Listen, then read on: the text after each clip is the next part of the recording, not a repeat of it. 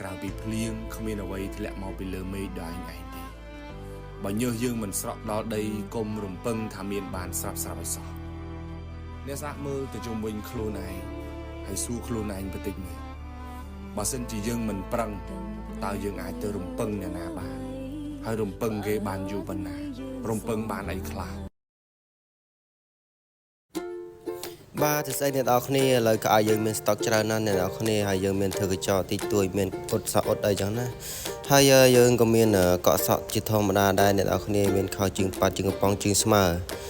ហើយមានអាវយឺតគ្រប់ប្រភេទអាវដៃវែងអាវដៃខ្លី